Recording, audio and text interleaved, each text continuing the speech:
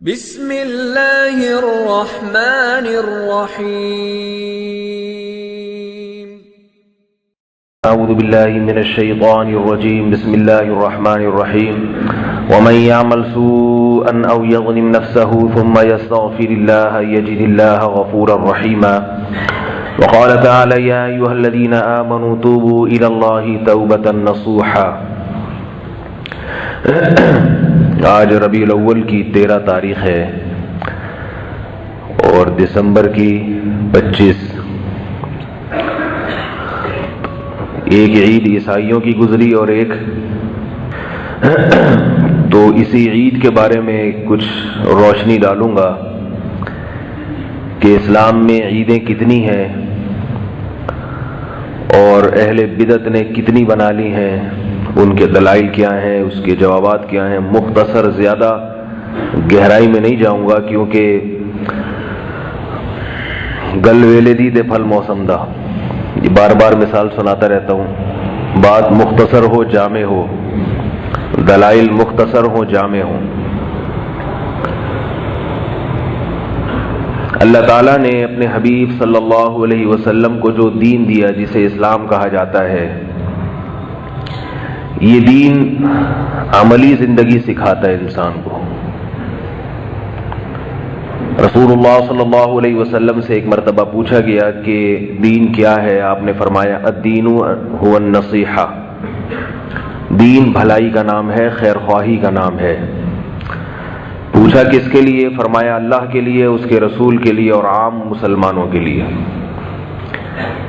یعنی اللہ کے بھی حقوق ادا ہوں، اس کے رسول کے بھی حقوق ادا ہوں اور عام مسلمانوں کی بھی حقوق ادا ہوں۔ اور اگر کبھی کوئی حق تلفی ہو جائے تو اللہ نے پھر توبہ کا دروازہ رکھا ہے۔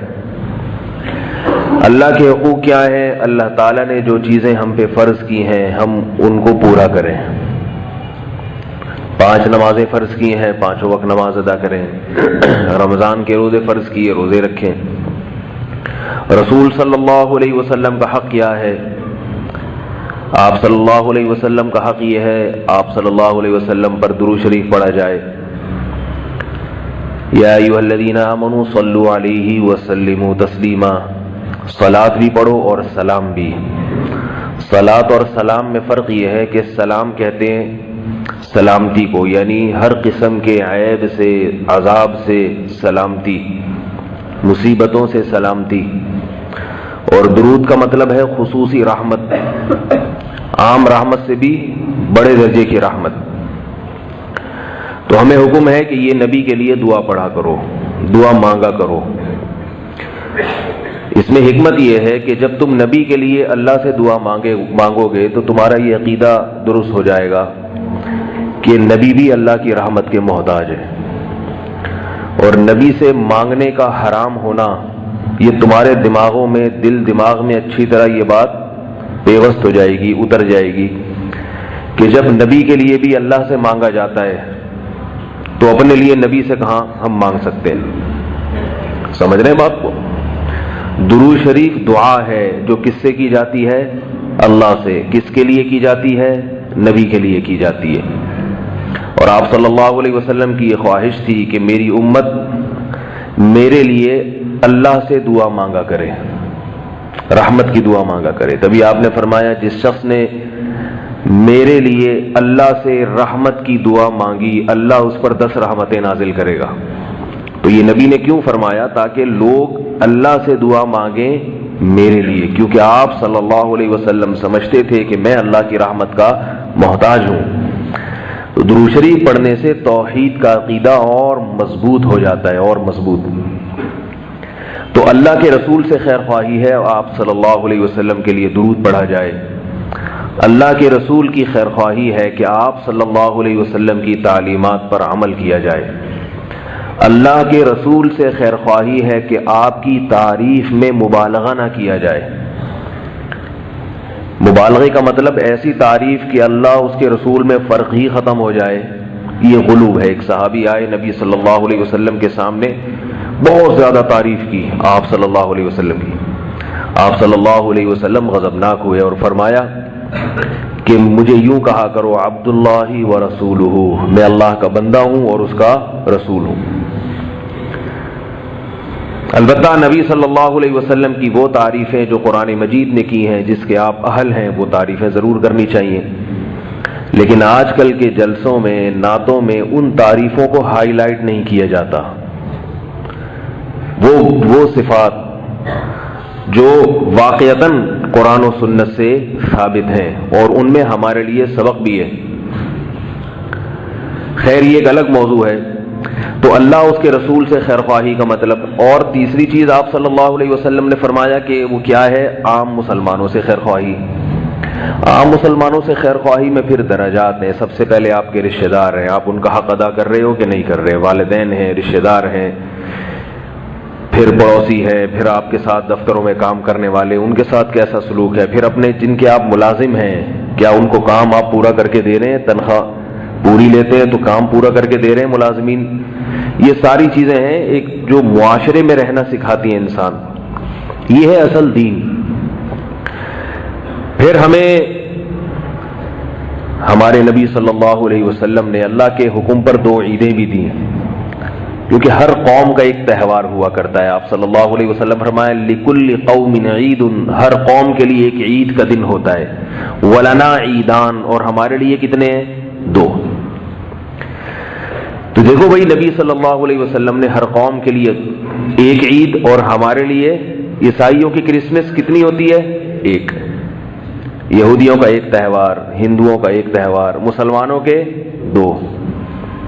اب اس میں تیسرے کی ایڈیشن کی ضرورت نہیں۔ یہ بالکل ایسا ہی ہے جیسے ہمیں نمازیں کتنی دی گئیں؟ 5۔ اگر کوئی کہے نمازیں 6 ہیں تو بتاؤ یہ دین میں اضافہ ہو گیا کہ نہیں ہو گیا؟ اللہ کے نبی 5 دے کے گئے، آپ نے 6 بھی پڑھا دی ہے بھائی۔ 5 عیدیں دی ہیں یا 6 دی ہیں؟ 5 نمازیں دی ہیں یا 6؟ 5 نمازیں۔ اب امام صاحب نے اشراق کے وقت بھی جماعت سے نماز شروع کر دی۔ ایک رکعت میں ہمیں کتنے سجدے دیے نبی صلی اللہ علیہ وسلم نے؟ 2 سجدے۔ اب ہم کیا نہیں، نبی نے 2 دیے، ہم تیسرا بھی بنائیں گے؟ تو یہ اچھا کام ہوگا، برا کام ہوگا؟ کسی پہ طنز مقصد نہیں ہے۔ بہت سے لوگ نبی کے عشق اور محبت میں کر رہے ہیں، لیکن یاد رکھو یہ عشق اور محبت خدا کی قسم قیامت کے دن گلے پڑ جائے گا، گلے پڑ جائے گا۔ یہ عشق اور محبت میں حدود سے تجاوز مت کرو۔ عیسائیوں نے حضرت عیسیٰ سے عشق میں تجاوز کیا، جہنم کی آگ کے مستحق ٹھہرے، جہنم کی آگ کے۔ عیسائی حضرت عیسیٰ سے محبت کرتے ہیں، اس میں کوئی شبہ نہیں ہے۔ مجھ سے بہت سے لوگ کہتے ہیں کہ آج کل کے بدعتی نبی سے محبت نہیں کرتے۔ میں نے کہا کرتے ہیں، یہ غلط ہے۔ ممکن ہے آپ سے زیادہ کرتے ہوں، مگر یہ محبت قیامت کے دن قبول نہیں ہوگی۔ محبت کرنے کے آداب ہیں۔ کیا عیسائی حضرت عیسیٰ سے محبت نہیں کرتے؟ یقیناً کرتے ہیں، مگر یہ محبت مقبول نہیں ہے، کیونکہ حضرت عیسیٰ علیہ السلام کے معجزوں کو دیکھ کر عیسائی یہ سمجھے کہ حضرت عیسیٰ کے پاس بھی خدائی طاقتیں ہیں، حالانکہ معجزہ اللہ کی طاقت کی دلیل ہوتی ہے، پیغمبر کی طاقت کی دلیل نہیں ہوتی۔ معجزہ تو اللہ ظاہر کرتے ہیں، ہاتھ پیغمبر کا ہوتا ہے۔ معجزے میں پیغمبر کے ارادے تصرف کا قطعاً کوئی دخل نہیں ہوتا۔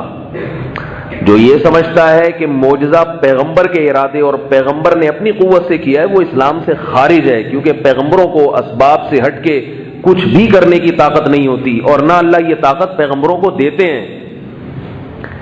اب افسوس اس پر ہوتا ہے، لوگ ان باتوں کو بھی اختلافی باتیں کہتے ہیں۔ بھائی یہ تو کلمے کا حصہ ہے۔ میں ایک چھوٹا سا واقعہ سناتا ہوں، کئی بار پہلے بھی سنایا ہے، یہ میرے بیان کی تمہید سمجھ لیں آپ، جو یہ واقعہ بتا رہا ہوں۔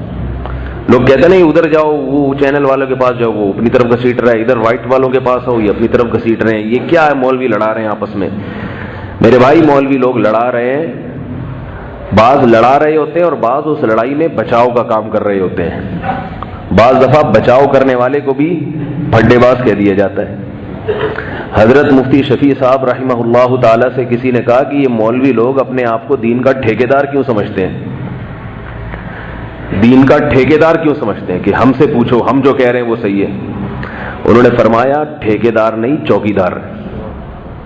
ٹھیکیدار میں اور چوکیدار میں فرق ہے. ٹھیکیدار وہ ہوتا ہے جس نے ٹھیکہ لیا ہوا اور اس کی مرضی سے ہوگا. چوکیدار وہ ہوتا ہے کہ ہوگا اللہ کی مرضی سے، لیکن یہ چوکیداری کر رہا ہے کہ وہ غلط چیز کو آنے نہیں دینا اندر. علماء کی دو قسمیں ہوتی ہیں، علماء سوء اور علماء حق.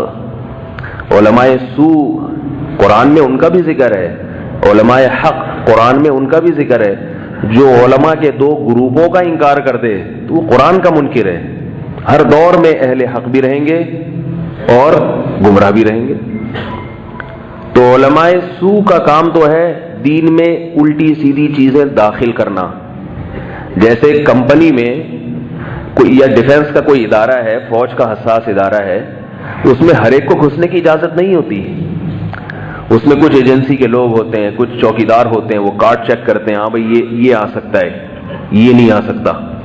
کوئی کیسا سوٹ بوٹ پہن کے کتنی اچھی کوٹ اور ٹائی بلکہ فوجی وردی پہن کے پہنچ جائے ڈیفنس کے ایریا میں، چوکیدار جو ہوگا نا وہ دیکھے گا کہ اس کے پاس فوج کا کارڈ ہے یا نہیں. وہ وردی کو نہیں دیکھے گا، وہ اس کی ٹوپی اور اس کے جوتوں کو نہیں دیکھے. وہ کہے گا کہ جتنے بھی دہشت گردی کی کاروائیاں ہوتی ہیں وہ دہشت گرد وہی لباس استعمال کرتے ہیں.